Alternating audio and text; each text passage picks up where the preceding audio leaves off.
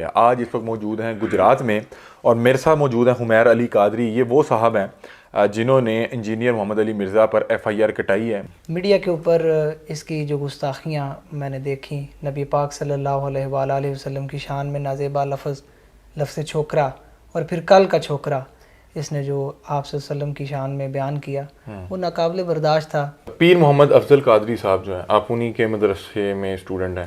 جی میں انہی کے مدرسہ میں اسٹوڈنٹ بھی ہوں، میں انہی کا مرید بھی ہوں، اور میرے وہ استاذ بھی ہیں، مجھے کتابیں پڑھاتے ہیں. ان کے فتویٰ دینے کے بعد آپ نے یہ FIR کٹائی؟ جی بالکل. وہ خود قتل کرے اپنے جذبہ ایمانی پر، میں اس کو 5 لاکھ روپے انعام دوں گا. 5 لاکھ روپے کا انعام کا اعلان کرتے ہیں جو مرزا جیلمی کو قتل کرے گا.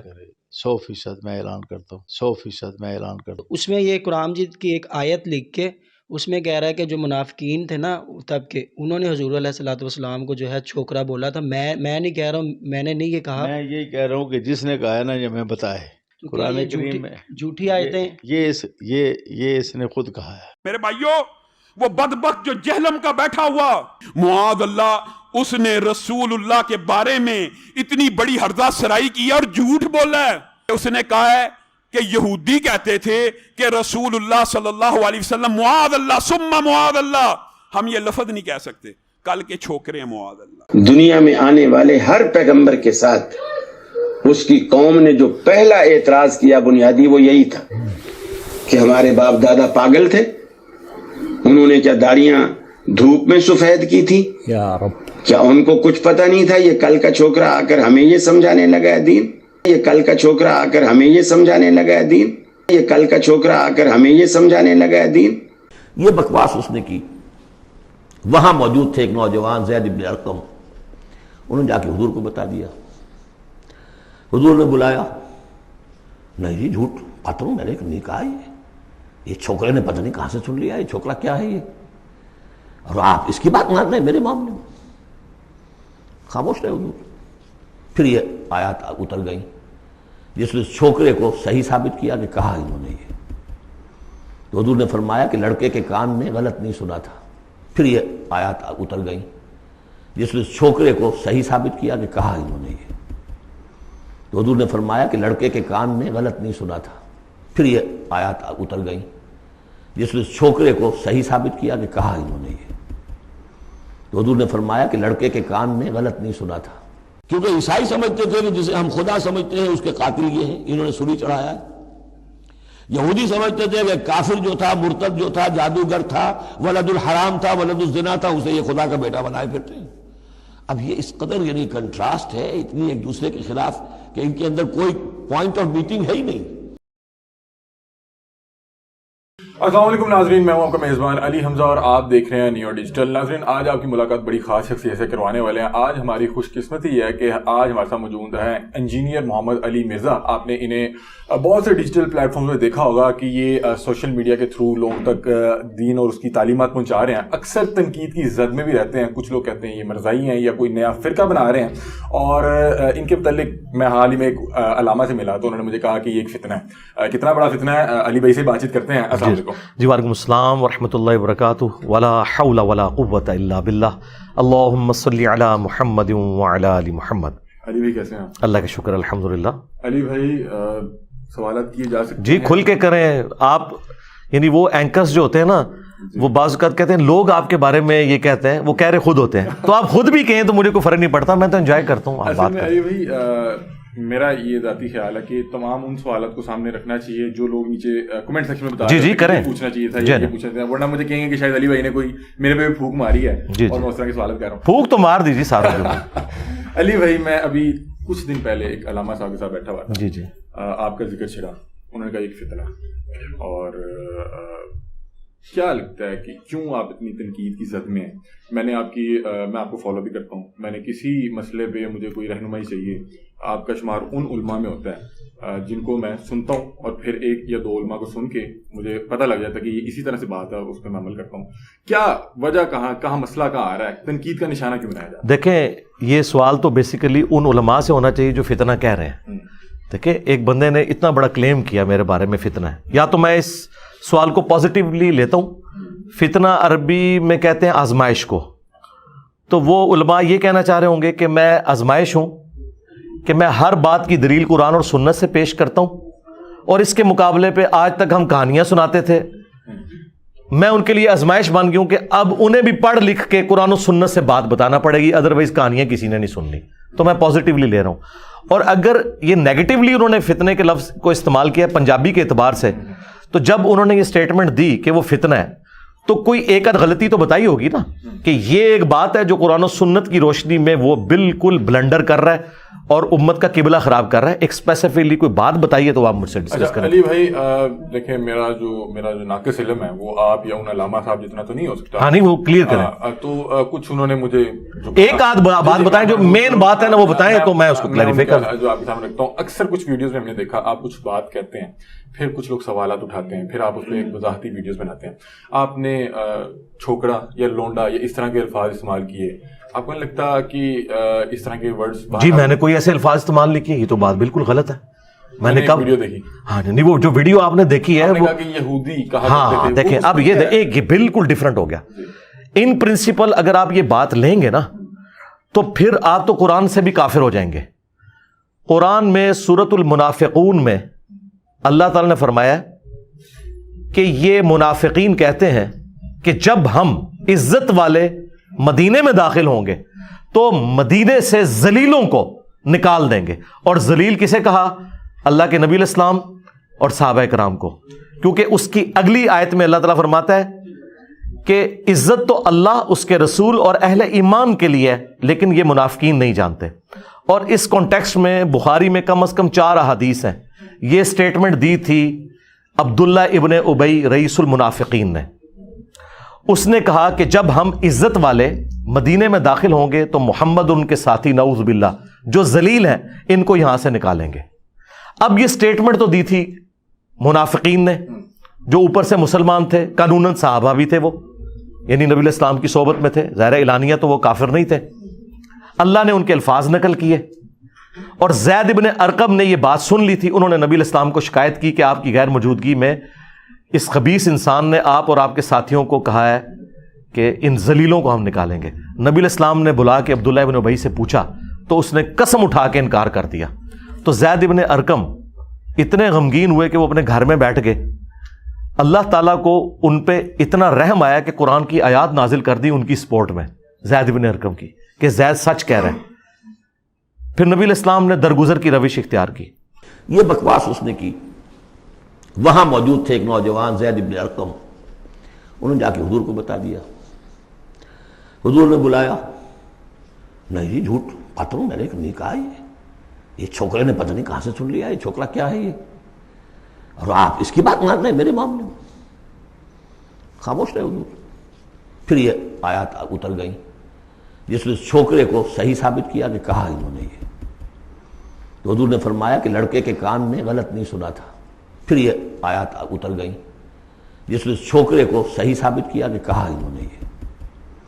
تو حضور نے فرمایا کہ لڑکے کے کان نے غلط نہیں سنا تھا. پھر یہ آیات اتر گئیں جس نے چھوکرے کو صحیح ثابت کیا کہ کہا انہوں نے یہ. تو حضور نے فرمایا کہ لڑکے کے کان نے غلط نہیں سنا تھا. تو جب ہم قرآن سے بیان کریں گے کہ منافقین کہتے تھے کہ نبی علیہ السلام اور ان کے ساتھی جو کہ ذلیل ہیں ان کو ہم مدینے سے نکالیں گے, جب یہ میں بات قرآن سے بیان کروں گا تو کوئی بیوقوف ہی سوچے گا نا کہ میں نے نبی علیہ السلام یا ان کے ساتھیوں کو کچھ کہا. یہ تو بہت بڑی بیوقوفی ہے یہ بات کرنا. یہ میں یہ کلیئر کرنے لگوں, آپ پورا مقدمہ سمجھیں. اس مقدمے کے تحت پہلے تو یہ میدان میں آئے نا اور یہ زید ابن ارقم کو بھی کافر کہیں کہ اس نے یہودیوں کی بات جو منافقین تھے وہ کوٹ کی. پھر قرآن میں اللہ نے وہ بات کوٹ کی, قرآن بھی گستاخ رسول ہو گیا نعوذ باللہ. تو یہ کیا جواب دیں گے کہ نہیں, نقل کفر کفر نہ باشد, یعنی جب کسی کافر کے ریفرنس سے آپ بات کرتے ہیں وہ آپ کا عقیدہ نہیں ہوتا.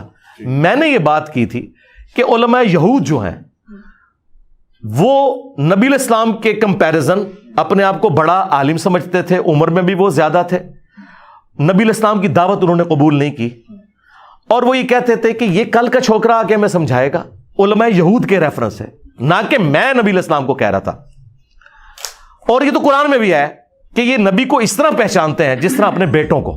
ٹھیک ہے, اچھا, تو وہ نبی علیہ السلام کو اسی طریقے سے یعنی ینگ بوائز کی طرح دیکھتے تھے, اور یہ ان کی سٹیٹمنٹ ہے, نہ کہ میں نے نبی علیہ السلام کو کہا.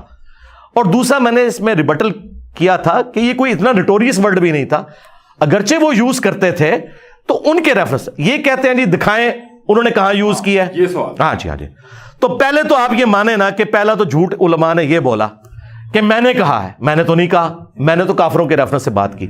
اب اصول کھڑا کریں کہ اگر کوئی کافروں کے ریفرنس سے گستاخانہ بات کرے تو کیا وہ گستاخ ہوتا ہے؟ اگر ہوتا ہے تو زید بن ارقم بھی, اور سب سے بڑھ کر قرآن بھی گستاخ, کہ نبی اور ان کے ساتھی ذلیل نعوذ باللہ. تو یہ کہیں گے نہیں. تو ان پرنسپل سیٹ ہوگی یہ بات کہ یہ گستاخی نہیں ہے, صرف بتائیں لکھی کہاں ہوئی ہے, گستاخی والا معاملہ ختم ہو گیا. تو پھر میں نے ان کو بتایا تھا کہ شستہ اردو کے اندر جب آپ مخالفین کے سارے جملوں کو جمع کرتے ہیں نا تو ایک ورڈک کے طور پر یہ اردو زبان کا محاورہ ہے. اب قرآن کو جب آپ اردو میں ٹرانسلیٹ کرتے ہیں تو کئی الفاظ ایسے یوز کرتے ہیں جو قرآن میں نہیں لکھے ہوئے, تو آپ مجھے کہیں گے بتائیں قرآن میں کہاں لکھا ہوا ہے؟ یہ لینگویج بیریئر ہے. میں یہاں لینگویج بیریئر میں بتاتا ہوں. اردو زبان میں یہ عام محاورہ ہے کہ یہ کل کا چھوکرا آ کے مجھے سمجھائے گا. اب دیکھیں میرے ساتھ اللہ کی غیبی مدد آئی کہ پاکستان کا جو فیس ہے اہل حدیث کا, خلیل الرحمان صاحب, جو اسلامی پروگرام اور رمضان نشریات میں اہل حدیث کی نمائندگی کرتے ہیں, جیو کے اوپر, ARY کے اوپر اور باقی چینلز پہ, ان سے لائیو کوسچن ہوا جب دیوبندیوں نے اعتراض کیا اہل حدیث کے اوپر. تو جدے میں ایک بیٹھے ہوئے ان کے اینکر عاقل صاحب, انہوں نے سوال کیا ان کو آڈیو پہ لے کے. تو انہوں نے کہا کہ یہ ہمیشہ ہوا ہے, جب کبھی بھی کوئی نبی کسی امت میں آیا ہے تو نبی کے مخالفین اس کو یہی کہتے ہیں کہ یہ کل کا چھوکرا آ کے ہمیں سمجھائے گا, ہم نے بال دھوپ میں سفید کیے ہیں, یہ چھوکرا ہمیں سمجھائے گا جو ہمارے ہاتھوں میں جوان ہوا.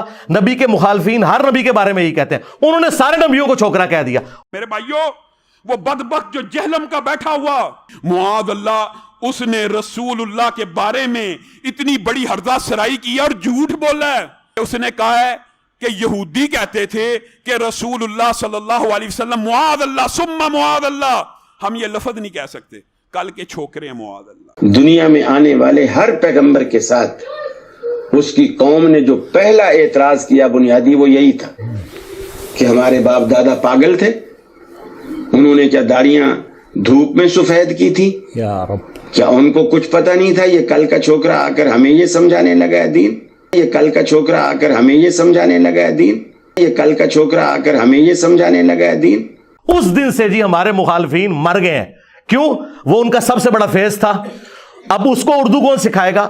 تو میں نے کہا تھا کہ اگر کفر کا فتویٰ ہے تو لگاؤ اس کے اوپر. کیسے لگائیں؟ وہ بات ہی ٹھیک کر رہے ہیں, وہ کافروں کے ریفرنس سے بات کر رہے ہیں. یہ اللہ کی میرے ساتھ غیبی مدد آئی کہ انہوں نے وہ چیز بول دی اور اردو لنگوسٹک ان کو سکھا دی, چونکہ وہ اردو لنگوسٹک والے ہیں. اردو میں جب آپ کوئی بات کرتے ہیں تو اس طریقے سے ہی کرتے ہیں. اور آخری بات, یہ تو لفظ ہی کوئی نہیں, قرآن میں آیا کہ یہ کہتے ہیں نبی دیوانہ ہے, قرآن میں آیا کہ یہ کہتے ہیں کہ نبی کو پریشان خواب آتے ہیں, قرآن میں آیا یہ مجنون ہے, یہ پاگل ہے, اس کے اوپر جنات کا سایہ ہو چکا ہے, حتیٰ کہ نبی علیہ السلام کی بیوی پہ تہمت لگا دی. تو جب یہ سارے واقعات ہم بیان کرتے ہیں قرآن سے تو کیا ہم نبی کی توہین کر رہے ہوتے ہیں؟ نہیں, ہم کافروں کے ریفرنس سے بیان کر رہے ہوتے ہیں کہ وہ یہ بکواس کر رہے تھے, ہم تو جواب دینے والے اینڈ پہ بیٹھے ہوتے ہیں. یہی وجہ ہے کہ بعض اوقات ایتھیسٹ کے جو بڑے غلیظ قسم کے کوسچنز ہیں نا وہ میں ایڈریس ہی نہیں کرتا ڈرتے ہوئے, کیونکہ جب میں اس بات کو ریپیٹ کروں گا نا یہ میرے کھاتے میں ڈال کے اس کو کر دیں گے. اس لیے ایتھیسٹ کے جو غلیظ کوسچنز ہیں نا ان کو میں ان الفاظ کے ساتھ ایڈریس نہیں کرتا. مجھے خطرہ غیر مسلموں سے نہیں, مسلمانوں سے ہے. وہ کہیں گے یہ دیکھو اس نے نبی کو کیا کہہ دیا, نعوذ باللہ. اچھا, انجینئر محمد علی مرزا, یہ مفتی محمد علی مرزا یا علامہ محمد علی مرزا کیوں نہیں تھا؟ اگر ہم نے جی میں بتاتا ہوں, روایتی طور پہ یہی دیکھا, ہم جسے دین سیکھ رہے ہیں یا تو وہ علامہ ہے یا مفتی ہے یا وہ مولوی ہے. اگر یہ مفتی یا علامہ انجینئر محمد علی مرزا ہوتا تو علی حمزہ یہاں نہ بیٹھا ہوتا, کیونکہ اس طرح کے تو رول رہے ہیں مفتی اور علامے دنیا میں, شناخت پیدا کرنی لاکھوں کے حساب سے ہیں.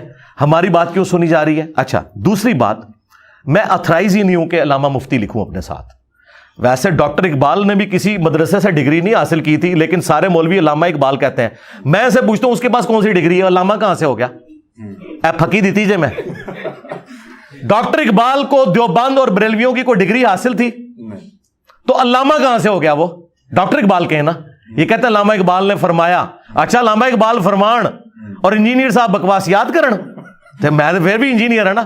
وہ ڈاکٹر تھے فلسفے کی فیلڈ میں, اور میں نے انجینئرنگ کی, میکینیکل انجینئرنگ, اور اس کے بعد میں جب دین کے میدان میں پبلکلی سامنے ہوں. ویسے تو میں نے بچپن سے ہی دین کا علم حاصل کیا ہے. میں تو یعنی میٹرک سے بھی پہلے کتابیں پڑھتا ہوں, اور تمام مکاتب فکر کا میں نے کمپیریٹیو اسٹڈی کرنے کے بعد 2010 میں ریکارڈنگ شروع کی ہے. اس کے پیچھے میری 15-20 سال کی محنت ہے, اور اب یہ بھی آپ اگر ایڈ کریں تو آلموسٹ 25-30 سال کا میرا ایکسپیرینس ہے, اور میں ہر چیز ریفرنس سے بیان کر رہا ہوں. وہ ریفرنس غلط نکلے آپ مجھے پکڑیں. کوئی خاص مومنٹ تھا جس سے آپ کی جو زندگی ہے اس نے اس طرف ٹرن لیا؟ نہیں, میں کوئی اس طرح کا ہے ہی نہیں ہوں نا کہ جس طرح جنید جمشید صاحب تھے, گانا گاتے گاتے اچانک وہ نعتیں پڑھنا شروع ہو گئے. نہیں, میں تو شروع سے ہی اسی فیلڈ میں ہوں. یہ جو پگڑی آپ دیکھ رہے ہیں یہ میں میٹرک میں بھی باندھتا تھا, نماز میں اس وقت بھی پڑھتا تھا, اعتکاف میں اس وقت بھی بیٹھتا تھا. میں بالغ ہونے سے پہلے 5 وقت کی نماز پڑھتا ہوں. داڑھی میری سچی ہے, میں نے داڑھی کبھی بھی شیو کیا چھوٹی کچھ بھی نہیں کیا. تو میں ایک مذہبی پلیٹ فارم سے تھا. میں یعنی میٹرک لائف کے اندر میں الیاس قادری صاحب کی جو پگڑیوں والی جماعت ہے دعوت اسلامی, اس کے ساتھ اٹیچ ہو گیا ہوا تھا. میرا پورا بلٹ اپ مذہب کے اندر ہوا ہے, دینی طبقے کے اندر ہوا ہے. ڈاکٹر سار صاحب سے میری ایک ملاقات ہوئی تھی 2007-8 کے اندر, اور بس وہ 1-2 گھنٹے کی 2.5 گھنٹے کی ملاقات ہے. باقی تو ان کی ویڈیوز سے میں نے لرن کیا تھا, وہ ویڈیوز دیکھ کے میں ان کی طرف. آپ ڈاکٹر اسرار صاحب کو اپنا استاد کنسیڈر کرتے ہیں؟ میں ہر اس شخص کو اپنا استاد مانتا ہوں جس سے میں نے کچھ بھی علم حاصل کیا ہے. ڈاکٹر اسرار صاحب بھی میرے استاد ہیں, مولانا اسحاق صاحب بھی میرے استاد ہیں, جاوید احمد غامدی صاحب بھی میرے استاد ہیں, پیر نصیر الدین نصیر صاحب بھی میرے استاد ہیں, غلام رسول سعیدی صاحب بھی میرے استاد ہیں, الیاس قادری صاحب بھی میرے استاد ہیں. میں نے سب سے کچھ نہ کچھ سیکھا ہے, اور سب کا میرے اوپر احسان ہے. ایون آپ نے اپنے استادوں پہ تنقید شروع کی ہوئی ہے؟ استادوں پہ تنقید نہیں کی, نعوذ باللہ. ہم نے استادوں پہ کیوں تنقید کرنی ہے؟ استاد کی وہ بات جو نبی علیہ السلام اور اللہ تعالیٰ کے احکامات کے خلاف ہے وہ ہم نے کی. کیونکہ استاد کو اگر ہم استاد مان رہے ہیں, ایک ریلیجس بندے کی میں عزت کس بنیاد پہ کرتا ہوں کہ یہ اللہ اور اس کے رسول کی بات مجھے بتا رہا ہے. اگر وہ اللہ اور اس کے رسول کے خلاف بات بتائے اور میں اسے ہائی لائٹ کروں کہ تم یہ بات غلط کر رہے ہو, قرآن و سنت میں یہ لکھا ہوا ہے, تو میں اس پہ نہیں تنقید کر رہا, بلکہ جس نام پہ اس نے عزت ویل کی تھی نا اسے اس کے بڑوں کا حوالہ دے رہا ہوں. مثلا اگر آپ مجھے آ کے بتائیں قرآن میں یہ لکھا ہے, حدیث میں لکھا ہے, آپ یہ کیوں کہتے ہیں, تو میرے پہ کوئی تنقید نہیں. میں کہوں گا آپ ٹھیک کہہ رہے ہیں, میں غلط ہوں. الیاس قادری صاحب پہ جو ہم نے چند ایک چیزوں پہ تنقید کی تھی تو دیکھیں انہوں نے ریمیڈی کر لی نا. یعنی میرا شروع سے ان سے اختلاف تھا کہ آپ نے پگڑی کا رنگ فکس کیوں کیا ہے گرین, جبکہ گرین پگڑی ثابت ہی نہیں ہے. اگرچہ جائز ہے کیونکہ نبی علیہ السلام نے ابو داؤد ترمذی میں آیا کہ گرین کپڑے بھی پہنے. بائی چانس میں نے بھی لائٹ گرین تو آج پہنے ہوئے. تو اپنے اصل میں کسی بھی رنگ کی پگڑی آپ پہن سکتے ہیں, لیکن جب آپ فکس کرتے ہیں وہ ایک کلٹ اور جماعت بن جاتی ہے. میں دیکھیں کبھی وائٹ پہنتا ہوں کبھی بلیک پہنتا ہوں, کیونکہ سنت سے یہ دونوں ثابت ہیں. لیکن میں نے اس ربیع الاول میں کم از کم 4 نشستیں 3-3 گھنٹے کی گرین پگڑی میں ریکارڈ کروائی ہیں اس مت کو توڑنے کے لیے. تو الیاس قادری صاحب نے اپنی جماعت بنانے کے آلموسٹ سمجھ لیں 30-35 سال کے بعد یہ بات مان لی, آج انہوں نے پگڑیوں کا رنگ چینج کر دیا. تو دیکھیں نا, جو اصلاح کے لیے تنقید کی تھی اس کا فائدہ تو ہوا ہے. تو اس کا مطلب ہے اس وقت جن لوگوں نے مجھے غلط کہا کہ آپ یہ غلط ان کے اوپر اعتراض کر رہے ہیں, ان کو تو مجھ سے معافی مانگنی چاہیے. اچھا, آپ نے یہ جو اپنے استاذہ کے نام لیے, آپ نے ان سے کیا ان کی کوئی DVD یا ان کے بیانات سے سیکھا, یا آپ باقاعدہ طور پہ کسی مدارس یا کسی؟ نہیں, مدارس کے اندر تو نہیں, اللہ معافی دے. دیکھیں مدارس کی اگر آؤٹ پٹ یہ ہوتی تو مدارس مل کے کوئی ایک مودودی پیدا کر دیتے, ایک کوئی احمد دیدات پیدا کر دیتے, کوئی انجینئر علی مرزا پیدا کر دیتے, کوئی نعمان علی خان پیدا کر دیتے. مدارس نہیں یہ کام کر سکتے, اس سسٹم کی آؤٹ پٹ یہ ہو نہیں سکتی. آپ نے اٹ سیلف سیکھا؟ جی میں نے اٹ سیلف کیا سیکھا میرے بھائی, میں نے انہی سے سیکھا. مثلا آپ اگر مجھے پوچھیں کہ میں نے قرآن کس سے سیکھا, تو احمد بریلوی صاحب سے. تو آپ مجھ سے پوچھیں گے بھائی احمد بریلوی صاحب تو 1921 میں فوت ہو گئے تھے, اور میں 1977 میں پیدا ہوں, تو میں نے ان سے کہاں سے سیکھا؟ جی میں نے اس لیے سیکھا کہ احمد بریلوی صاحب نے مرنے سے پہلے میری لینگویج کے اندر قرآن کو ٹرانسلیٹ کیا. ان سے زیادہ عربی ان کے زمانے میں بھی اور آج بھی کوئی نہیں جانتا. کوئی بریلوی مانے گا مجھے ان سے زیادہ عربی آتی ہے؟ ان سے زیادہ اردو دان بھی کوئی نہیں تھا, وہ بریلی کے رہنے والے تھے. تو انہوں نے اپروپریٹ ٹرانسلیشن کی قرآن کی عربی سے اردو میں. اب وہ آ گئی میری لینگویج میں, مجھے بس اردو آنا ضروری ہے, تو اردو اللہ کے فضل سے مجھے آتی ہے. جس طرح صحابہ کرام پڑھے لکھے نہیں تھے, لیکن چونکہ عربی ان کی زبان تھی, قرآن جب عربی میں انہیں سنایا گیا انہیں سمجھ آ گئی. تو احمد بریلوی نے کاروبار کے لیے ترجمہ نہیں کیا, اس لیے کیا تھا کہ میرے مرنے کے 50 سال کے بعد جب انجینئر صاحب پیدا ہوں گے نا تو مجھ سے استفادہ کر سکے. تو میں نے کر لیا الحمدللہ. میں یہاں پہ آپ سے سوال, آپ کی بات سے ہی کہ جو صحابہ کرام تھے عربی جانتے تھے لیکن وہاں پہ ایک استاد بھی موجود تھا. آپ کو لگتا ہے کہ اگر مجھے انگلش آتی ہے تو میں کوئی بھی چیز سیکھ سکتا ہوں بغیر استاد کے, یا استاد بہرحال ضروری؟ یہ مثال جو دو مختلف آپ دے رہے ہیں یہاں ہے, نبی علیہ السلام صحابہ کرام کے استاد تھے, ٹھیک ہے. نبی علیہ السلام جب فوت ہوئے پھر صحابہ کرام کا استاد کون تھا؟ اس وقت استاد کی ضرورت نہیں تھی ان کو. میرا خیال ہے وہ جو سیرت نبی اور آپ صلی اللہ علیہ وسلم کی تعلیمات, بس اس کا مطلب ہے کہ ہمارا استاد فوت ہو چکا, اس کی قبر ہے مدینے میں صلی اللہ علیہ وسلم. اس کے بعد ہمارا استاد وہ ہوگا جو ہمیں یہ بتائے گا کہ اللہ نے کیا فرمایا, اس کے نبی نے کیا فرمایا. اگر ہمارا استاد یہ کہتا ہے کہ میں اسلام کا عالم ہوں لیکن بات میں تمہیں اپنے بابے کی بتاؤں گا, تو میں کہوں گا تم جا کے کوئی اور مذہب اختیار کرو, مجھے وہ بات بتاؤ جو قرآن و سنت میں لکھی ہے. اس کی میں آپ کو مثال دیتا ہوں, بخاری مسلم دونوں میں موجود ہے. حضرت عمر مسجد نبوی میں تشریف لائے تو آپ نے دیکھا کہ حضرت حسان ابن ثابت حضرت ابو ہریرہ کو نعتیہ اشعار مسجد میں سنا رہے ہیں. اچھا, اب شعر و شاعری کی تو اسلام میں بڑی مذمت ہے, قرآن میں ایک سورت پوری نازل ہوئی ہے سوائے اچھے اشعار کے, لیکن اوورال کوئی پسندیدہ چیز نہیں ہے. تو حضرت عمر خلیفہ ہونے کے باوجود اتنا روب تھا ان کا, اس کے باوجود حضرت حسان کو صرف تیکھی نظروں سے دیکھا, انہیں سمجھ آ گئی کہ یہ کیوں یوں دیکھ رہے ہیں. انہوں نے کہا اس طرح نہ دیکھ میری طرف, تجھ سے بہتر شخص مسجد میں ہوتا تھا, میں انہیں بھی نعتیہ اشعار سناتا تھا, محمد رسول اللہ صلی اللہ علیہ وسلم. آگے سے حضرت عمر تو ایکسپیکٹ ہی نہیں کر رہے تھے کہ تو سیدھا ہو گیا میرے نال. انہوں نے یہ نہیں کہا کہ بھئی میں علیکم بسنتی و سنت الخلفاء راشدین المہدیین, انہیں پتا تھا مجھے میرے بڑے کا حوالہ دیا گیا ہے, جس بڑے کے نام پہ میں عزت اویل کر کے خلیفہ بناؤں. حضرت عمر تو ایک گڈریے تھے نا, حضرت عمر کا جو کچھ ہے رسول اللہ کی وجہ سے ہے نا, ورنہ ایک گڈریے تھے. ہزاروں گڈریے عمر جیسے آئے اور مر گئے, کسی کو پتہ ہی نہیں ہے عمر کیوں عمر ہوا ہے, رسول اللہ کے ساتھ جوڑ کے. تو انہیں پتا تھا جس نبی کے نام پہ میں یہ سب کچھ اویل کر رہا ہوں نا پوسٹ, اس کا اس نے ریفرنس دیا ہے. اور یہ وہ غیرت ہے جو آج کے مولوی کے اندر نہیں, آپ اسے قرآن حدیث کا حوالہ پیش کریں آگے سے کتے کی طرح پڑتا ہے. حضرت عمر نے اس طرح نہیں کام کیا. حضرت عمر نے کہا کہ اپنا گواہ لاؤ. انہوں نے کہا یہ ابو ہریرہ بیٹھے ہیں, ان سے پوچھو. ان کا امیر المومنین میں گواہی دیتا ہوں کہ حضرت حسان نہ صرف نعتیہ اشعار سناتے تھے بلکہ حضور نے دعا کی, اے اللہ روح قدس کے ذریعے حسان کی مدد فرما جس طرح تو نے عیسیٰ ابن مریم کی تھی, وَأَيَّدْنَاهُ بِرُوحِ الْقُدُسِ. تو حضرت عمر یہ جواب سن کے وہاں سے چلے گئے. یعنی حضرت عمر کو یہ پتہ ہی نہیں تھا کہ نعتیہ اشعار مسجد میں پڑھے جا سکتے ہیں. اتنا بڑا بندہ, اسے بات چھپی ہوئی تھی. نمبر 2, جب اسے نبی کا ریفرنس دیا گیا تو اس نے اپنی استادی نہیں دیکھی. تو ہمارے استاد تو ہمارے ساتھ یہ کر رہے ہیں, ہم انہیں اللہ اور رسول کی بات بتا رہے ہیں, وہ کہہ رہے ہیں 80 استاد 80 اللہ رسول, تو ودے ہوئے ہیں. تو پھر ہم کہتے ہیں کہ نبی کے جیسا ہے ہی کوئی نہیں, نکل اتوں تو شاہی کوئی نہیں.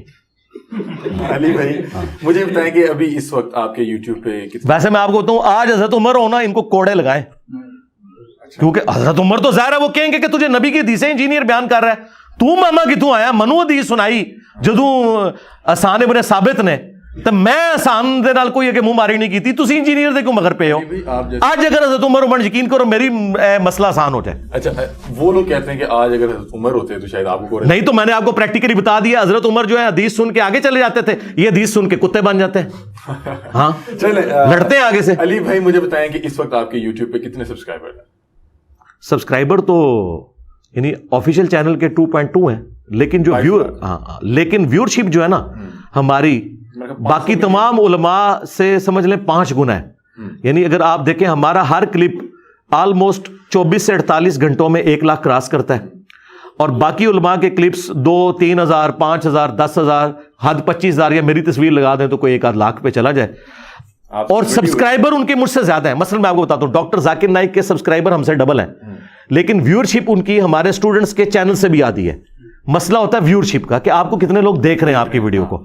میں کہتا ہوں سبسکرائبر ہمارے بے شک 1 لاکھ پہ آ جائیں, ہمیں ہر ویڈیو پہ 1 لاکھ کی ویورشپ چاہیے. ویسے تو ہماری کئی ویڈیوز ملینز میں, لیکن ایوریج 1 لاکھ سے اوپر جاتی ہے ساری. یوٹیوب نہ ہوتا تو انجینئر محمد علی مرزا کیا ہوتے؟ یہ تو اللہ کو پتا تھا. انجینئر محمد علی مرزا کی جب ضرورت, جی مجھے ضرورت سوچنے کی نہیں ہے, اس کی وجہ یہ ہے کہ اللہ تعالیٰ کو بہتر پتا ہے کہ اس نے اپنا کام کس وقت اٹھانا ہے. اور میں تو اس پریزنٹ ورلڈ کا آدمی ہوں نا. اب یہ تو اسی طریقے سے کہ میں ایک غم لگا کے بیٹھ جاؤں کہ حضرت ابوبکر عمر عثمان و علی کی جگہ اگر میں اس زمانے میں ہوتا تو میں پہلا خلیفہ ہوتا یا دوسرا ہوتا. بھائی وہ اس زمانے کے لیے سوٹ کرتے تھے, میں اس زمانے کے لیے سوٹ کرتا ہوں. یا میں امام بخاری مسلم کے زمانے میں ہوتا تو بخاری میں نے لکھی ہوئی ہوتی یا مسلم میں نے لکھی ہوئی ہوتی. میں اپنے اس زمانے کا یعنی جواب دے ہوں, یہ تو اللہ کی مرضی ہے. میں آپ سے پوچھ رہا ہوں کہ اگر یہ پلیٹ فارم نہ ہوتا تو میں اس کا جواب یوں دیتا ہوں, ہاں یہ میں اس کا جواب یہ دیتا ہوں کہ اگر یوٹیوب نہ ہوتا تو شاید یہ اس طرح دعوت نہ پہنچتی, اور اگر نبی علیہ السلام دنیا میں مسجد کا رخ کرتے, ہاں جی, اگر نبی علیہ السلام دنیا میں نہ ہوتے تو ابو بکر عمر عثمان اور علی کے نام کے بندے ہی کوئی نہ دنیا میں ہوتے, تو میں تو شاہی کوئی نہیں. میں آپ سے پوچھا یہ پلیٹ فارم نہ ہوتا تو آپ یہ مسجد نہیں مسجدوں سے تو مسجدوں نہیں کیوں رخ کریں. اچھا مجھے بتائیں کہ آپ کے جو چینلز ہیں میں نے سنا کہ مونیٹائز نہیں ہے, اس میں حقیقت ہے؟ مونیٹائز ویڈیو ایڈز کے اعتبار سے نہیں ہے, تو آپ کے کاغذوں میں تو وہ مونیٹائز نہیں ہے, کیونکہ آپ کو پتا ہے ساری کی ساری انکم ویڈیو ایڈ سے ہوتی ہے. جے پی جیز امیجز جو ہیں وہ تو نیگلیجبل ہے, تو وہ ویڈیو ایڈز ہم نے اس لیے آن نہیں کیے کہ اس کے اوپر ہمارا کیٹیگری کے پوائنٹ آف ویو سے تو کنٹرول ہے, لیکن اسپیسیفکلی ہر ایڈ کے اوپر کنٹرول نہیں ہے. یہاں شیونگ بلیڈ کے اشتہار میں بھی ایک عورت بے پردہ سامنے لے آتے ہیں, اور جو یورپ اور امریکہ میں اشتہارات چلتے ہیں وہ انتہائی بےہودہ ہوتے ہیں. اب ایک بندے نے مذہبی پروگرام لگایا ہے, مثلا ایک بندہ لگاتا ہے حجاب کے اوپر میری ویڈیو, اور کلک کرتے ہی ایک بے پردہ عورت جس کے کپڑے بھی پورے نہیں سامنے آ جائے تو مجھے زیب دیتا ہے کہ میں حجاب کے اوپر بات کروں. کیوں؟ میری ویڈیو پہ چلا ہے, اور قرآن میں ہے وَتَعَاوَنُوا عَلَى الْبِرِّ وَالتَّقْوَى وَلَا تَعَاوَنُوا عَلَى الْإِثْمِ وَالْعُدْوَانِ, نیکی پرہیزگاری کے کاموں میں ایک دوسرے کی مدد کرو, برائی میں لگ رہو. میں بات حجاب پہ کر رہا ہوں اور میں ایک ویڈیو ایڈ آف نہیں کر سکتا صرف اس لیے کہ میں نے دنیا کی منفیت کمانی ہے. اچھا نہیں علی بھائی, میں آپ سے پوچھ رہا ہوں کہ جہاں تک مجھے پتا, آپ بھی اپنی ٹیکنیکل ٹیم سے پوچھیے گا, اگر آپ کا چینل مانیٹائز نہ بھی ہو تب بھی یوٹیوب کی پالیسی ہے کہ وہ آپ کے ویڈیو پہ ایڈز نہیں چلاتا. وہ اس صورت میں چلاتا ہے جب آپ کے سبسکرائبر 1000 سے کم ہو, اچھا پھر وہ اپنی مرضی سے چلاتا ہے اور اس کے اوپر آپ کا کوئی کنٹرول نہیں ہے. لیکن جب آپ ایک دفعہ یوٹیوب کے ساتھ پارٹنر بن جاتے ہیں نا, یعنی 1000 آپ کے سبسکرائبر کراس کر جاتے ہیں, پھر وہ ہماری مرضی ہے. تو ہم نے وہ ہر جو ویڈیو اپلوڈ کرتے ہیں ہم باقاعدہ وہ جو ویڈیو ایڈ والا پورشن ہے اسکیپیبل اور نان اسکیپیبل ان کو ان چیک کرتے ہیں. ہر ویڈیو پہ بائی ڈیفالٹ ان چیک لگایا ہوا ہے. لیکن وہ جو یوٹیوب کی ایک اسکرین آتی ہے اس کے ارد گرد جو چل رہا ہوتا ہے, ہاں جی, اس پہ بھی ایڈز چل رہے ہوتے ہیں. مطلب کہ اگر ایک ویڈیو میں ایڈ نہیں ہے, یوٹیوب کے مین پیج پہ ایک ایڈ چل رہا ہے, ایک شخص آپ کی یا کسی بھی کوئی بھی ویڈیو دیکھ رہا ہے, اس کو وہ بھی ویڈیو نہیں ویڈیو نہیں, وہ دیکھیں وہ تو یوٹیوب, دیکھیں یوٹیوب جو ہے نا, اب مثلاً آپ نے میری ویڈیو کلک کی ہے اور پیرلل میں سجیشن میں کئی ایک یوٹیوب کی ویڈیوز آ جاتی ہیں اور وہ مکس آتی ہیں, اس ٹاپک سے ریلیٹڈ بھی آتی ہیں زیادہ تر اور اس کے بغیر بھی آ سکتی ہیں, وہ تو ان کا معاملہ ہے نا. ایڈ بھی چل رہا ہے, اچھا وہ لگاتار چل رہا ہے. لگاتار تو خیر مجھے تو نہیں کوئی ویڈیو ایڈ چلتا ہوا نظر آیا, اس میں ویڈیو ایڈ تو کوئی نہیں چلتا. ویڈیو بھی نہیں چل رہا تھا, وہ جو آپ کا وہ کوئی اگر دیکھیں وہ جو امیج آتی ہے نا, عموماً جو جے پی جیز امیجز ہیں, مثلاً آپ ٹی وی کے اوپر جب دیکھیں اس میں تو کوئی امیج ڈسپلے کبھی نہیں ہوتا, وہ چند ایک ڈیوائسز کے اوپر ہوتا ہے. اور وہ بھی جو امیجز ہیں وہ ایک بہت چھوٹے امیجز ہوتے ہیں اور عموماً ان پہ تصاویر نہیں ہوتی. زیادہ تر وہ جو چیز ہے مثلاً کوئی موبائل کمپنی ہے اس کا اشتہار لکھا ہوتا ہے, کوئی آفر لکھی ہوئی ہوتی ہے بہت بڑی کر کے, یا کوئی کپڑے کا اشتہار ہوتا ہے, تو اس طرح کے معاملات ہوتے ہیں, اس میں وہ والے معاملات نہیں ہوتے. آپ کو نہیں لگتا کہ اگر آپ یہ مونیٹائزیشن آن کر دیں اور یہ جو کروڑوں روپے آپ کے ویوز کی مد میں آئے گا, آپ اسے کوئی فلاحی کام کر سکتے ہیں جس طرح سلطانہ ڈاکو نے کیا. ہاں جی, یہ کام ہم نہیں کرنا چاہتے. اس کی وجہ یہ ہے کہ ہمیں اپنی آخرت کی فکر ہے. ہم کسی بھی حرام طریقے سے کیے ہوئے کام میں اللہ کی نصرت نہیں سمجھتے. آپ تو میرے ایک پلیٹ فارم میں دو طرح کی دنیا ہے, اگر ایک آپ کی ویڈیو دیکھ رہا ہے وہ ٹھیک ہے, اور لیکن ادھر سے ہی اگر پیسے آ رہے ہیں تو وہ غلط ہے. دیکھیں نبی علیہ السلام کا جو طریقہ ہے نا اپنے معاملات کو لے کے چلنے کا, وہ یہ ہے کہ چاہے دنیاوی طور پر نقصان بھی ہو تب بھی آپ نے رولز نہیں توڑنے. مثلاً بخاری میں آیا حضرت سہیل ابن عمرو جو بعد میں مسلمان ہو گئے تھے, ان کا بیٹا ابو جندل صلح حدیبیہ کے موقع پر بیڑیاں چھڑا کے اپنے باپ کی وہاں آ گیا, اور باپ وہاں پہ وہ معاہدہ لکھ رہا تھا کہ جو مکے سے مدینے آئے گا وہ واپس کیا جائے گا, اور جو مدینے سے مکے آئے گا وہ واپس نہیں ہوگا. ابھی وہ فائنل نہیں ہوا تھا, ٹرانزیشن پیریڈ تھا. اس دوران ابو جندل آ گئے, ان کا مجھے بچا لو, میرا باپ ٹکا بوٹی میری کر دے گا. تو وہ سہیل ابن عمرو نے کہا کہ آپ زمانی کلامی مان چکے ہیں تو یہ مجھے آپ واپس کریں گے. نبی علیہ السلام نے اس کو واپس کیا. جنگ کے بھی اصول ہیں اسلام میں, یہ نہیں ہے کہ آپ اپنی مرضی سے معاملات کو لے کے چلیں گے. تو اس طرح اصول اور ضوابط کو تو لے کے چلنا ہے. اگر اصولوں کو توڑا ہوتا نا, سیدنا علی سے کامیاب پولیٹیشین کوئی نہ ہوتا. لیکن حضرت علی نے اپنے اصولوں پہ کمپرومائز نہیں کیا, جس کی وجہ سے بظاہر دنیاوی طور پہ ان کی خلافت کمزور ہوئی. اور وہ ان کو کیا نقصان نہ تھا, मुसलमानों ने एक बहुत बड़ा लीडर अपना लूज कर दिया और उसका साथ नहीं दिया, तो इसलिए हम रूल्स के ऊपर कंप्रोमाइज नहीं करते। सोर्स ऑफ इनकम क्या है फिर आपका, मतलब क्या सोर्स ऑफ इनकम मेरे भाई, मैं ज़ाहिर है 19 ग्रेड से रिटायर हूँ, मुझे 50,000 के करीब पेंशन मिलती है। फिर मेरा इस्लामाबाद में एक मकान जो मैंने अपनी जॉब के दौरान बनाया था उससे भी किराया आ जाता है, और बाकी हम जॉइंट फैमिली सिस्टम में रह रहे हैं। मेरे भाई भी मेरे बाप नहीं, मेरे भाई कितना हमने खर्चा करना है। हम फास्ट फूड शायद कभी कभार ईद के मौके पे कोई मंगवाए, मैं कोई इस तरह की लग्जरियस लाइफ तो नहीं, वही दाल रोटी जो आम घरों में पकती है, हमारा तो अच्छा गुजारा हो रहा है, अल्लाह का शुक्र है। अच्छा, आपने ये लिखा हुआ है ना मैं वहाबी ना मैं बाबी। कुछ लोग ये कहते हैं कि किसी भी चीज की ज्यादती हो तो वो गुरूर पैदा करती है। मैं बहुत अच्छा अगर बोल सकता हूँ या बहुत अच्छा गा सकता हूँ तो मुझे एक तकब्बुर आएगा। इवन भी कहते हैं कि बहुत ज्यादा इल्म हो तो वो भी तकब्बुर पैदा करता है। लोग शैतान की मिसाल देते हैं। शैतान के पास तो इल्म नहीं था, वो तो जाहिल था। लेकिन लोग इल्म की बुनियादी शर्त यह है कि आप अल्लाह और उसके रसूल के अहकामात को मानें। अगर आप नहीं मानते तो आप मुतकब्बिर हैं, जाहिल हैं। इल्म वाले थे हजरत जिब्राइल अलैहिस्सलाम, जिन्होंने फरिश्तों का पैगंबर होकर भी, फरिश्तों का सरदार होकर भी एक मट्टी के पुतले को सजदा कर दिया अल्लाह के कहने पे। इल्म ये है, इल्म से कभी तकब्बुर नहीं आता। पीर नसीरुद्दीन साहब ने बकायदा एक बुक लिखी है कि क्या इबलीस आलिम था, तो उन्होंने कहा कि तुम्हें किस आयत में लिखा है जी इबलीस आलिम था? कहीं नहीं लिखा हुआ। ये भी गलत तासुर है। जी बिल्कुल गलत तासुर है। बेसिकली ये सूफिया ने चीजें घड़ी हैं, क्योंकि सूफिया के मामलात कुरान और सुन्नत से साबित नहीं होते थे। उन्होंने कहा इल्मु बस करियो यार। कुरान में तो अल्लाह ताला फरमा रहा है इन्नमा यख्शल्लाह मिन इबादिहिल उलमा, अल्लाह की मार्फत अहले इल्म को है। ठीक है, कुल हल यस्तविल्लज़ीना यअलमून वल्लज़ीना ला यअलमून इन्नमा यतज़क्करु उलुल अलबाब। ए नबी तुम फरमाओ भला इल्म वाले और बगैर इल्म वाले बराबर हो सकते हैं? नसीहत तो नहीं हासिल करते मगर अकल वाले।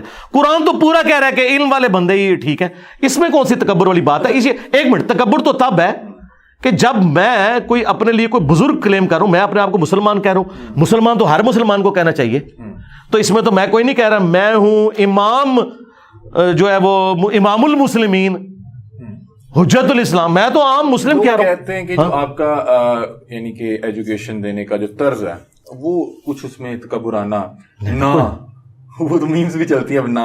और अगर ये तमाम लोग गलत हैं तो हम इतने अरसे से गलत चीजों पे कारबंद। नहीं, कोई मैं नहीं कह रहा तमाम लोग गलत है।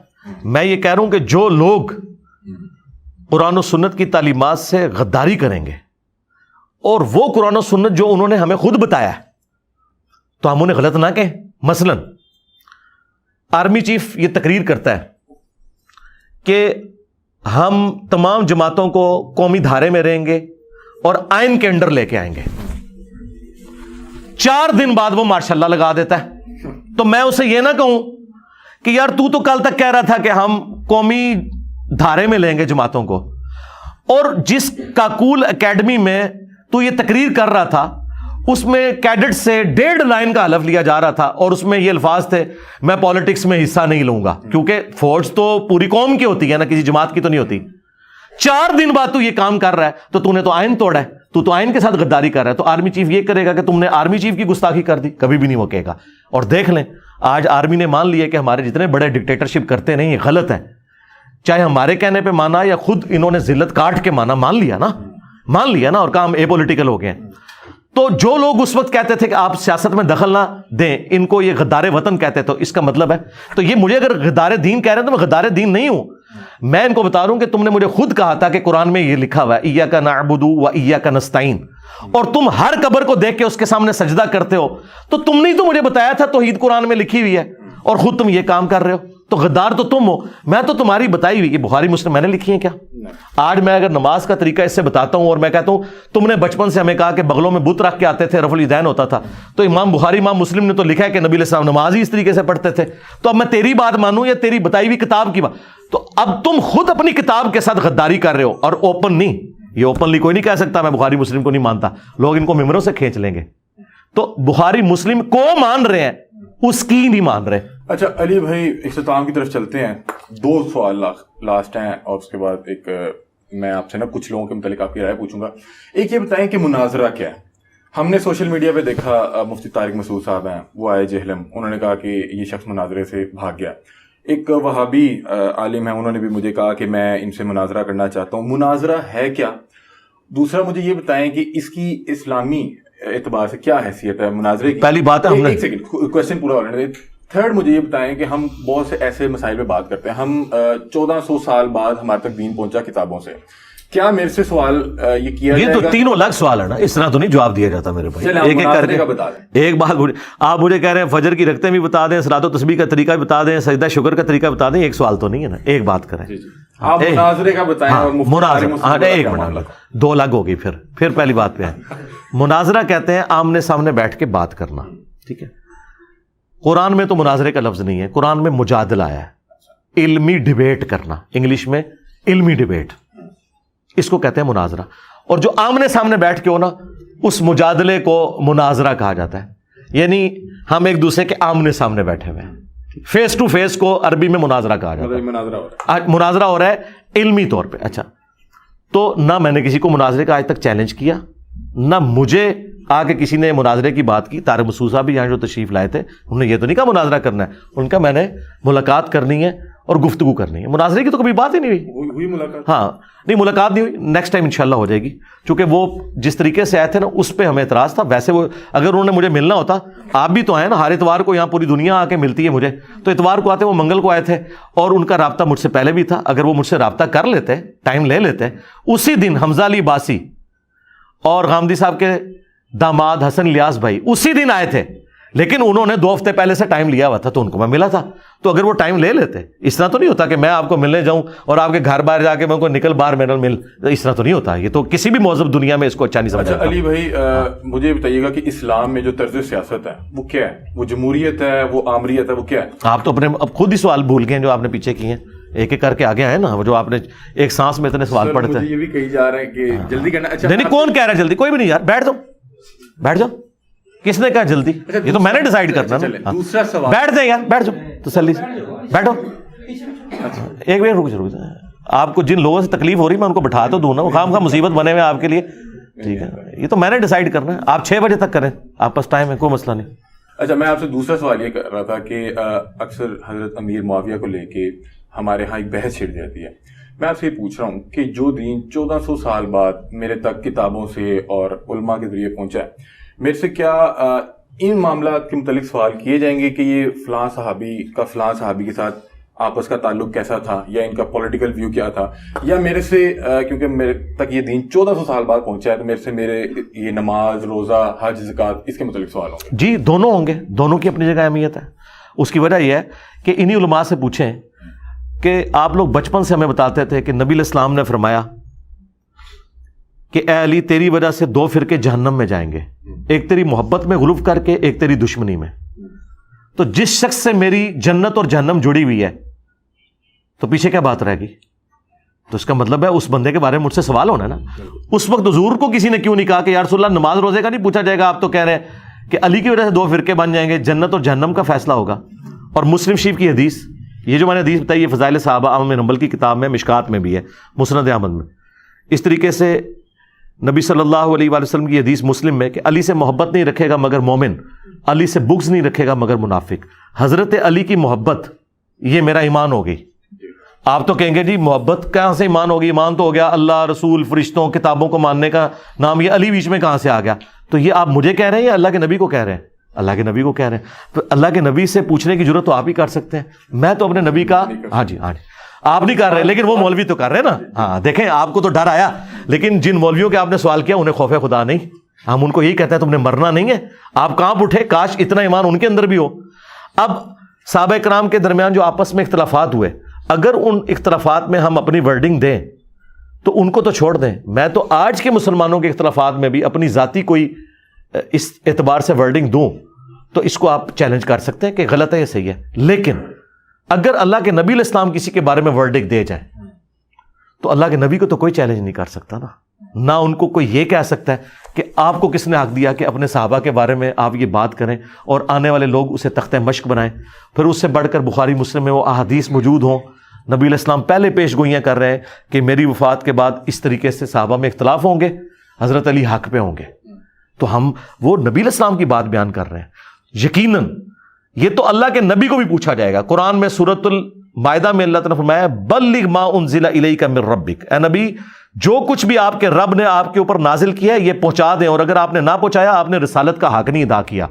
یہ رسول اللہ نے ہمیں اللہ کے کہنے پہ بتایا ہے, کہ میرے اہل بیت کے معاملے میں تمہیں اللہ کا خوف دلاتا ہوں، میرے بعد ان سے حسن سلوک کرنا، حضرت علی کا ساتھ دینا، حضرت علی کے ساتھ کھڑے ہونا، اہل بیت کا دفاع کرنا، قرآن پہ عمل کرنا، یہ وہ ساری باتیں جو میرے نبی نے مجھے کہی ہیں. اور یہ نبی کو کس نے بتائیں؟ اللہ نے. تو یہ دین ہے. دین صرف نماز روزے کا نام تو نہیں، ہر اس چیز کا نام ہے جو اللہ کے نبی نے بیان کی. اور آج تک یہ چیزیں کتابوں میں لکھی تھی. مجھ سے پہلے تو امام بخاری امام مسلم سے سوال کرے نا کہ جو چیز قیامت والے دن پوچھی نہیں جانی تھی تجھی کیوں لکھا ہے؟ انجینئر چڑھ گئے ساڑھے ہوتے. اچھا اگر یہ بات آپ کو سمجھ آئی؟ میں سمجھ گیا. ہاں. اور ٹائم قیامت تک ہے.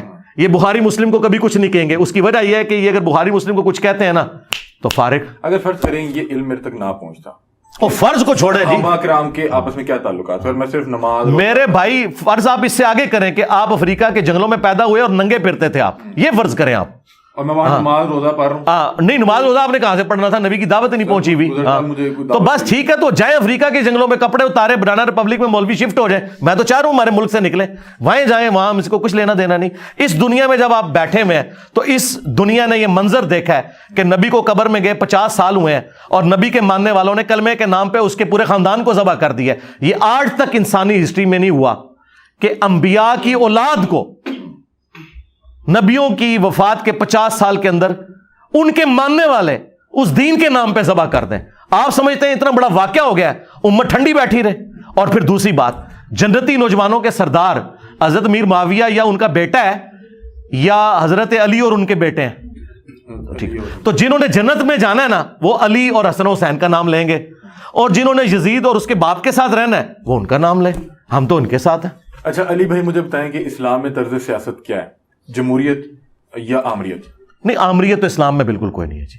ہاں، اسلام میں خلافت ہے، اور خلافت کی ماڈرن فارم اسلامک ڈیموکریسی ہے.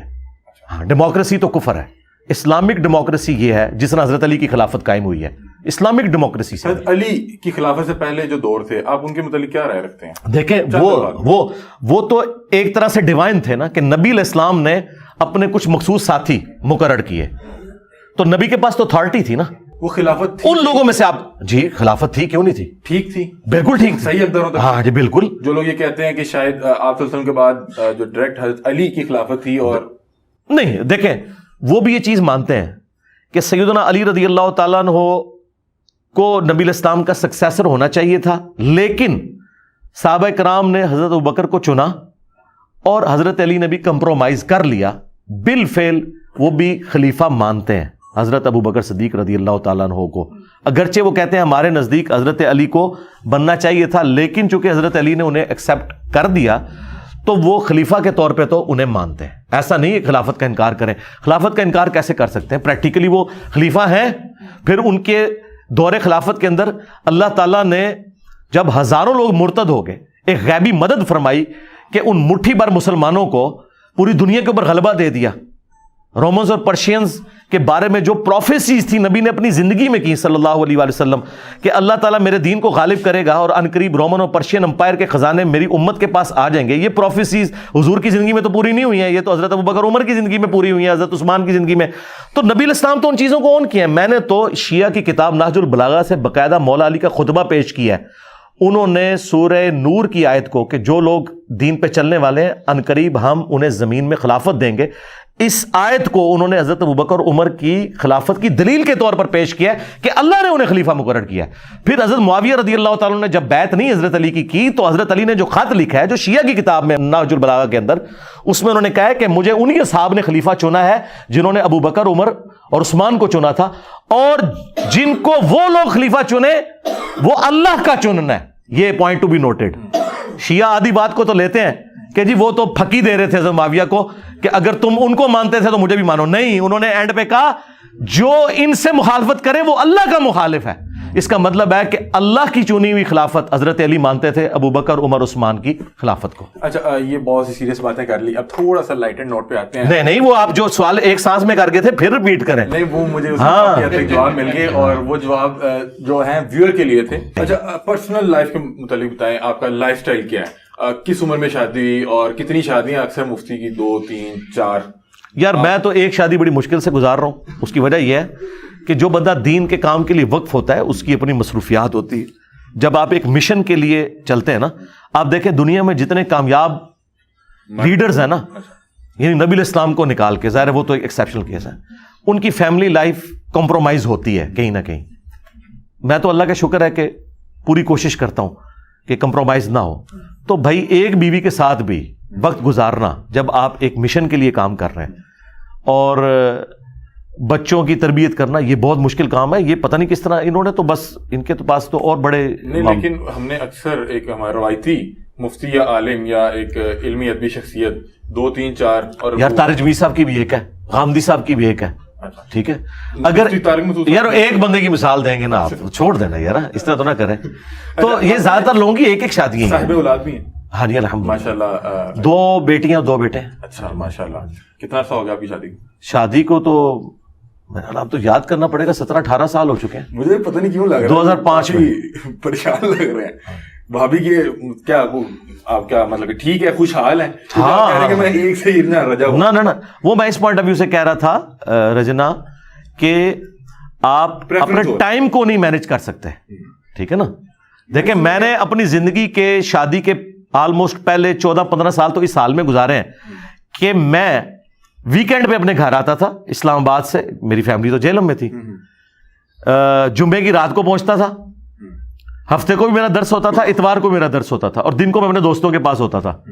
تو میں نے بڑا تھوڑا وقت اپنی وائف اور بچوں کے ساتھ، یہ تو پچھلے 4-5 سال سے جب میں نے ریٹائرمنٹ لی ہے تو میں نے اپنے بیوی بچوں کے ساتھ اتنا وقت گزارا ہے جو پچھلے 15 سال میں نہیں گزارا ہوا تھا. تو اب کچھ معاملات جو ہے نا اس حوالے سے میں مینج کر پا رہا ہوں. باقی یہ کہ وہ ایک ہیپی لائف گزر رہی ہے. بھائی میں نے سنا ہے کہ آپ بائک پہ بیوی صرف اس میں خوش ہے کہ آپ دوسری شادی نہ کریں، اس سے بڑی خوشی پلانٹ ارتھ پہ آپ بیوی کو کوئی نہیں دے سکتے، اور وہ میں نے دی ہوئی ہے بس. علی بھائی مجھے بتایا، میں نے سنا ہے کہ آپ بائک پہ آتے جاتے ہیں، گاڑی کہاں ہے؟ گاڑی میرے پاس نہیں ہے الحمدللہ، میری ضرورت بھی نہیں ہے گاڑی. تو انہیں کہیں کو نظر نیاز کریں. مجھے ضرورت نہیں نا، دیکھیں گاڑی میری ضرورت نہیں ہے. میں نے اگر سفر بھی کرنا ہے میں ٹرین پہ کر لیتا ہوں، یا کوئی بہت کریٹیکل کوئی ایسا سفر ہو تو میں ٹیکسی کرائے پہ لے لیتا ہوں. نہیں علی بھائی، یہاں پہ ہم نے دیکھا سیکورٹی کے جو معاملات تھے، سیکورٹی گاڑی سے تو نہیں، تو گاڑی سے تو سیکورٹی جی وہ میرا مسئلہ ہے نا جی. میں کیسے آتا ہوں، میری کوئی ڈکلیئرڈ موومنٹ تو نہیں ہوتی گاڑیوں پہ، اور سیکورٹی گارڈز کے ذریعے تو آپ کی ڈکلیئرڈ موومنٹ ہوتی ہے، وہ تو آپ خود ونریبل ہوتے ہیں. میری تو انڈکلیئرڈ موومنٹ ہے. یہ کس طرح بائک پہ پڑھنا چڑھایا کس طرح؟ نہیں وہ یہ تو نہیں میں نے بتانا، پھر ڈکلیئر کر دوں میں. بہت شکریہ. ہمارے ساتھ انجینئر محمد علی مرزا موجود تھے، اور ہم نے جو روایتی طور پہ ہم پروگرامز کرتے ہیں اس سے میرا خیال ڈبل دورانیے پہ چلا گیا. بہرحال علی بھائی بہت شکریہ. بیچ میں مجھے لگا کہ شاید علی بھائی جو ہیں وہ نہ فیڈ اپ ہو جائیں، یا جو یہاں پہ احباب بیٹھے ہیں سن رہے ہیں وہ نہ فیڈ اپ ہو جائے، تو میں نے ختم کرنا چاہا. تو علی بھائی نے کہا کہ نہیں، یہ تب تک چلے گا جب تک آپ کر رہے ہیں اور جب تک میں انٹرویو دے رہا ہوں. تو علی بھائی بہت شکریہ، آپ نے بڑا اچھا ایک تو انٹرویو بہت اچھا دیا اور آپ نے ٹائم دیا، اس کے لیے بھی آپ کا بہت شکریہ. علی بھائی سے اسپیشل ملنے جہلم آئے تھے اور ان سے یہ انٹرویو کیا. اپنی رائے سے کمنٹ سیکشن میں ضرور آگاہ کیجیے گا. تب تک کے لیے اپنے میزبان علی حمزہ کو دیجیے اجازت. اللہ حافظ.